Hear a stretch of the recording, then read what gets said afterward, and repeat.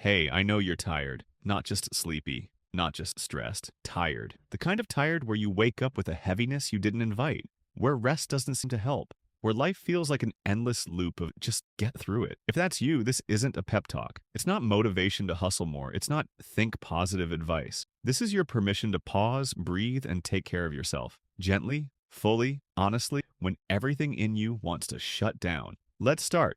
Part 1. The invisible weight. You don't have to collapse to be tired. Sometimes the exhaustion is invisible, mental, emotional, existential. It's the fatigue that comes from always holding it together, from never having space to fall apart, from being everyone's anchor while quietly sinking. People ask, "What's wrong?" And you don't have an answer because nothing's wrong. And yet everything feels heavy. That's real. And it matters. Let's stop pretending it doesn't. Part 2. Tired doesn't mean broken. You being tired doesn't mean you're weak. It doesn't mean you're failing. It doesn't mean you're lazy. It doesn't mean you've given up. It means you're human. You've been carrying a lot. You've been showing up when it's hard. You've been thinking too much, feeling too much. Tired isn't failure. It's feedback. It's your soul saying, I can't keep pretending this is sustainable. And you know what? It's okay to listen. Part 3. Why rest hasn't worked. You've tried resting, naps, weekends off, scrolling until your brain goes quiet.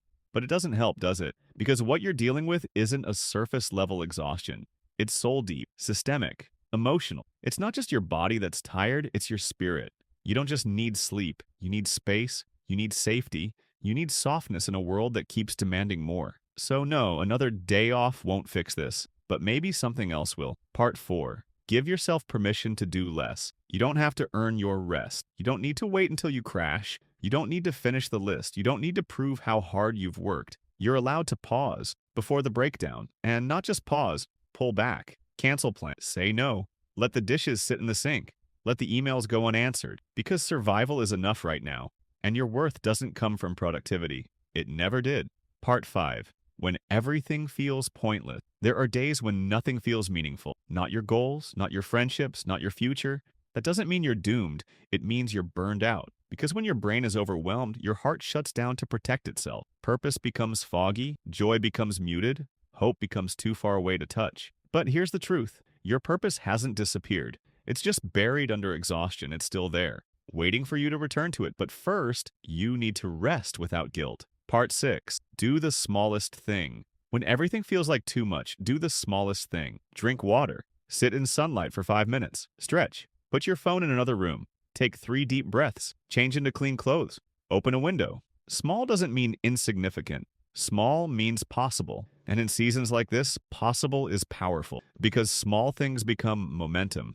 And momentum becomes movement. And movement becomes healing. Part 7. Stop trying to fix everything. Not every problem needs a solution right now. You don't have to fix your life in one afternoon. You don't have to force clarity. You don't have to rewrite your goals, find your passion, or reinvent yourself today. Some days, healing looks like allowing things to be unclear, allowing life to be incomplete, allowing yourself to just breathe without an agenda. The pressure to solve everything might be the very thing breaking you. So stop. Let go of fixing. Start feeling. Part 8. Feel without fixing. You're allowed to cry. You're allowed to sit in silence. You're allowed to say, I don't know what's wrong, but I'm not okay. You're allowed to grieve what you didn't expect to lose, the version of yourself you missed, the energy you used to have, the hope you used to carry. Let the grief come. Let the numbness speak. Part 9. Rebuilding safety with yourself. When you're tired of everything, you stop trusting your own body, your own mind. You start resenting your limits. You get angry at your slowness. You punish yourself for not bouncing back. But what if the first step wasn't pushing harder, but rebuilding trust? Hey, body, I'm listening now. Hey, mind, you're not broken. Hey, soul, I know you're tired. I won't ignore you this time. Care starts with kindness, and kindness starts with repair. Part 10. Rewriting.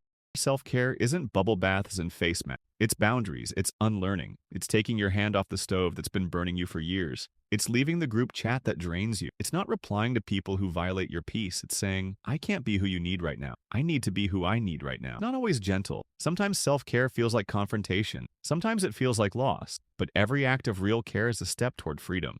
Part 11. Building your peace back, piece by piece. You won't wake up tomorrow fully healed, but you might feel 1% lighter. And then the next day, 2%, then 5%. You build peace back slowly by respecting your needs, honoring your pain, and choosing softness instead of shame.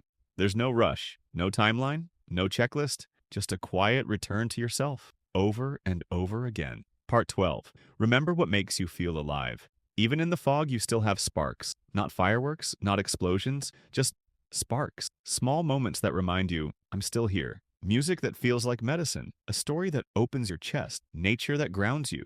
Art that reminds you you're not alone. A voice that makes you feel seen. Chase those sparks. Not for productivity, not for growth. Just because they remind you that life still holds color. Part 13. People who get it.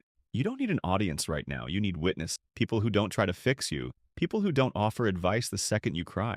People who can sit in the dark with you and say, me too. Seek them. Keep them. Or be that person for yourself until they show up. Pain feels lighter when it's shared honest, and sometimes healing begins in the I don't need you to save me. Just stay. Part 14. Rediscovering what you need. Maybe the reason you're tired is because you've been living someone else's life, following someone else's rules, chasing someone else's dream. It's time to ask, what do I actually want? What drains me that I've been tolerating? What do I miss about who I used to be? What do I need that I haven't admitted yet? The answers might scare you, but ignoring them will cost you. Part 15. Redefining strength. Strength isn't never breaking. It's allowing yourself to rest when you've broken.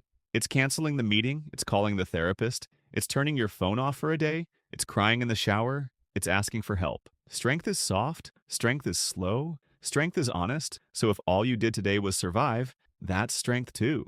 So if you're tired of everything, not just work, not just people, but everything, you're not alone. You're not dramatic. You're not lazy. You're not failing. You're a human who's been carrying more than anyone can see. And now it's time to carry yourself with care. So take the nap. Say no. Be soft. Move slowly. Eat something. Cry. Breathe. Do less. Let the world spin without you. You don't have to be amazing right now. You just have to be real. And real, my friend, is more than enough.